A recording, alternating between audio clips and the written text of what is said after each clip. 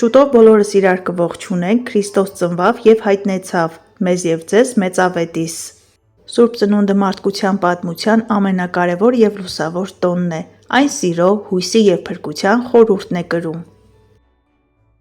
Սուրբ Ծննդի սեղանը պետք է լինի համեստ, բայց խորհրդավոր, և հենց այդ պատճառով ձուկը Սուրբ Ծննդյան սեղանի անբաժան մասն է։ Եկեք այսօր միասին պատրաստենք ձուկ փռի մեջ, որը ստացվում է անզուգական և շատ համեղ։ Սիրելիներս, այս եղանակով կարող եք պատրաստել ցանկացած տեսակի ձուկ, այս անգամ ես պատրաստում եմ պնդաճակատ։ Իմ ձեռքի տակ 4 կիլոգրամանոց ձուկ է, հեռացրել եմ թեփուկները և մի քանի անգամ լավ լվացել եմ հոսող ջրի տակ։ Պնդաճակատի խռիկները հեռացնելիս պետք է լինել շատ զգույշ, քանի որ դրանք բավականին սուր են և հնարավոր է, որ ձեռքերը վնասվեն։ Այս տեսակի ձուկը բավականին համեղ է, այդ պատճառով շատ համեմունքներ չենք օգտագործում։ Մանր փշեր գրեթե չի պարունակում, պատրաստելը և ճաշակելը շատ հեշտ է։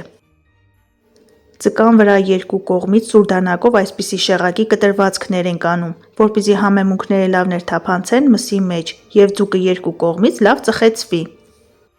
Եթե ունեք փուր կամ թոնիր, ապա միանշանակ խորհուրդ կտամ ձուկը պատրաստել հենց այս բաղադրատոմսով, ստացվում է տարբերվող և շատ համեղ։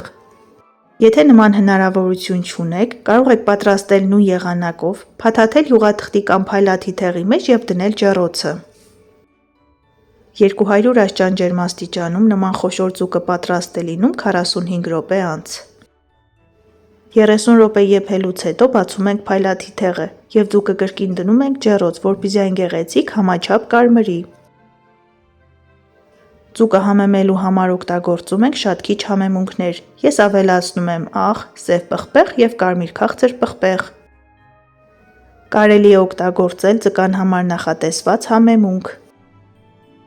Երկու կողմից և ներսից ձուկը շատ լավ համեմում ենք և համեմունքները ձեռքով համաչափ տարածում ենք։ Սիրելիներս, եթե նոր եք միացել Հայկական խոհանոց ալիքին, խնդրում եմ բաժանորդագրվեք և սեղմեք զանգակ կոճակը, Հայկական խոհանոց ալիքում կգտնեք շատ համեղ և հետաքրքիր բաղադրատոմսեր։ Նման խոշոր պնդաճակատը համեմելուց հետո թողնում ենք մարինացվի առնվազն 5-ից 6 ժամ։ Եթե մարինացնելուց հետո անմիջապես պատրաստենք, ձուկը այդքան էլ համեղ չի ստացվի, զինվում ենք համբերությամբ և սպասում ենք մի քանի ժամ։ Դե էլ ինչ համեղ ձուկ առանց կիտրոնի, ավելացնում ենք 1 կիտրոնի հյութ։ Բարեկամներ, իմ ալիքում կարող եք գտնել սիկ և իշխան ձկան պատրաստման մի շարք հրաշալի բաղադրատոմսեր։ Բաղադրատոմսերի հղումները կթողնեմ նկարագրությունների բաժնում, որպեսզի ձեզ համար ավելի հեշտ լինի գտնել։ Դնում ենք սառնարան կամ ինչ-որ սառը տեղ և թողնում ենք պնդաճակատը մարինացվի։ Բարեկամներ, այս հեքիաթային տոնի համար ձուկը դուք ինչ բաղադրատոմսով եք պատրաստում, շատ հետաքրքիր է, գրեք մեկնաբանություններում։ Փռի մեջ ձուկը ծխեցնելու համար մեզ անհրաժեշտ է ցանց։ Այսպես ֆիքսում ենք ցանցի վրա և դնում ենք փուռը։ Որպեսզի միսը ծխեցվի, մեզ անհրաժեշտ է սալորի կամ վալի թաց ճյուղեր։